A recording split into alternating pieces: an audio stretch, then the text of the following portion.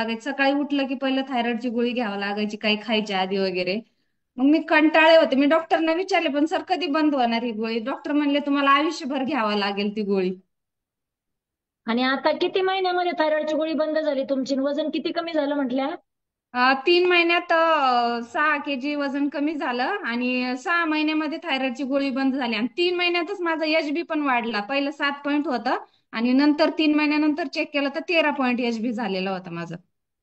आणि हा एच बी कमी असल्यामुळे तुम्हाला काय त्रास व्हायचा? मला थकवा जाणवायचं, माझे पाय वगैरे खूप दुखायचे. कामाला एनर्जी नव्हती, असं असं वाटायचं खूप आता आयुष्यच माझं संपलं असं वाटायचं मला.